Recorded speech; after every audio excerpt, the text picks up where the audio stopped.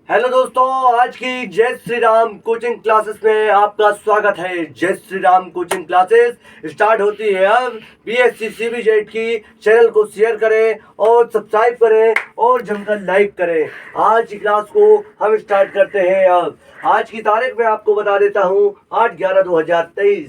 दोस्तों स्टार्ट है, क्या स्टार्ट है? यूनिट नंबर 1 किसका? Botany major first paper. पहला चैप्टर चल रहा है अनुप्रयुक्त वनस्पति विज्ञान के उद्देश्य व महत्व।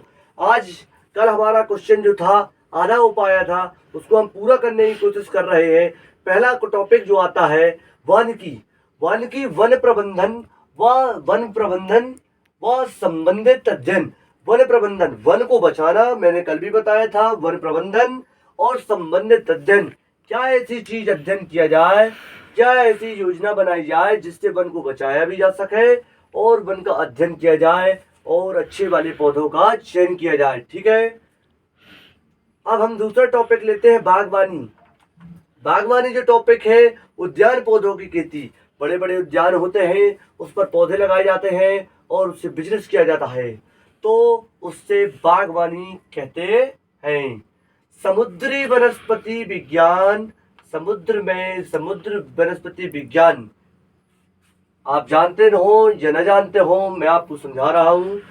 समुद्री जो वनस्पति विज्ञान होते हैं वो होते समुद्री जल में रहने वाले जलीय पौधे व शैवाल का अध्ययन।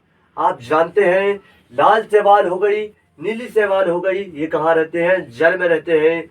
और ये शैवाल जो है जल में रहता है, इनका उपयोग जो है बॉडी बिल्डर खिलाड़ी लोग भी करते हैं।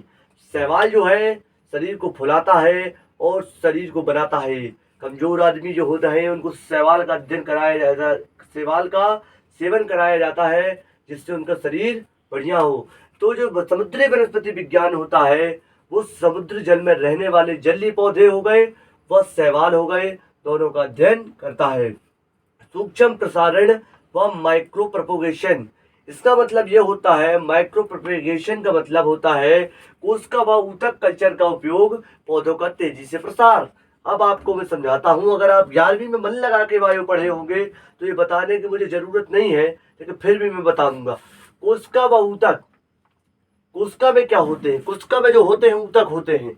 एक पेड़ में कोशिका होती है, कोशिका के अंदर ऊतक होते हैं, ऊतक के अंदर ऑर्गन होते हैं, ऑर्गन के अंदर सब मिलकर अंग तंत्र का निर्माण करते हैं। ये मैं एक दिन लूंगा, अलग से क्लास लूंगा इसकी। कोशिका व ऊतक कल्चर का उपयोग करके पौधों का अध्ययन।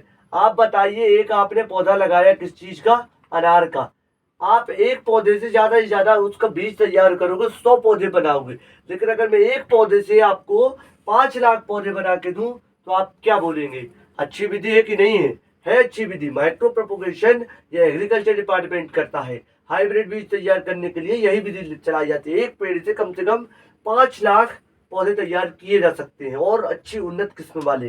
पांचवा टॉपिक आता है हमारा फार्मिंग अनुवांशिकी। फार्मिंग अनुवांशिकी का मतलब है फार्मास्यूटिकल्स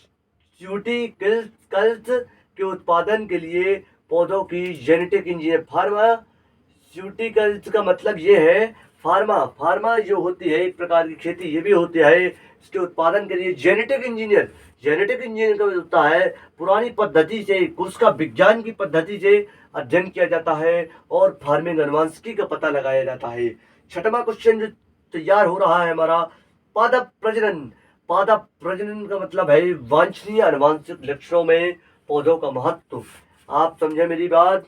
प्रजनन बहुत जरूरी है।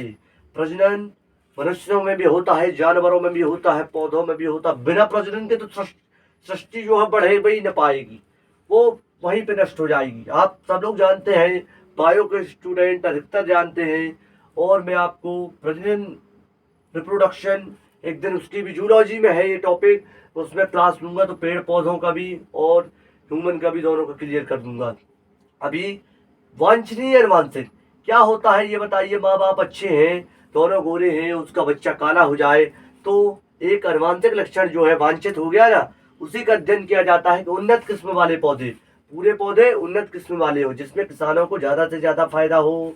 पादप विकृति विज्ञान, सातवां टॉपिक, पादप रोगों का अध्ययन। इसमें जो है पादप में लगने वाले रोगों का अध्ययन किया जाता है। जैसे रोग में बता दूं, माहू लगती है, अन्य प्रकार के रोग हैं, इनका अध्ययन किया जाता है। पादप विकृति विज्ञान कहलाता है।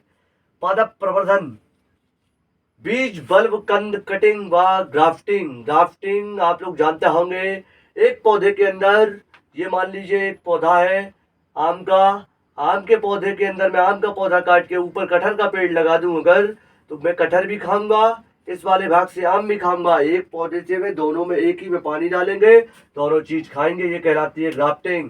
बीज, बीज आप जानते हैं जिससे अंकुरित होता है, जो जिससे पौधा तैयार। बल्ब, बीज जो होता है जब फूटता है, जब बीज जो, ये मान लीजिए बीज है, एक सीड है, सीड जब ये फूटेगा तो इस वाला भाग मूलांकुर हो गया, ये वाला भाग प्रांकुर हो गया, तो ये जो है ये वाला भाग, इसके अंदर होता है बीज बंद, ये, तो ये वाला भाग कहलाता है बल्ब। जब ये फटकर अलग हो जाता है तो बीज हमारा ऐसा बाहर निकलता है, इससे निकलेगा तना, इससे निकलेगी जड़, ठीक है। प्रांकुर से निकलेगा तना और मूलांकुर से निकलेगी जड़, तो वो कहला गए बल्ब। कंद वाला भी वही भाग है। कटिंग आप लोग जानते हैं, कटिंग ग्राफ्टिंग जब करोगे तो उसको काटना पड़ेगा, द्वारा पौधों का प्रसार किया जाता है, बढ़ाया जाता है। पोमोलॉजी क्या होती है? फल व नट का अध्ययन। फल आप जानते हैं, बीज से फल बनेगा, फिर नट, नट वहीं पर होता है। फल जब बनता है तो एक पद्धति होती है जिसमें नट का निर्माण होता है, दोनों का अध्ययन किया जाता है। 10वां टॉपिक जो लास्ट टॉपिक है, आर्थिक वनस्पति विज्ञान। आर्थिक उपयोग वाले पौधों का अध्ययन, जो हमको रुपया पैसा दे उनका अध्ययन किया जाता है। आप चैनल को सब्सक्राइब करें, शेयर करें, लाइक करें, अपने दोस्तों के साथ शेयर करें। आपको कोई माई का लाल नहीं अगर आप इतना लिख के आ गए कि आपको फेल कर दे। ठीक है दोस्तों, अगली क्लास में हम फिर मिलेंगे। धन्यवाद।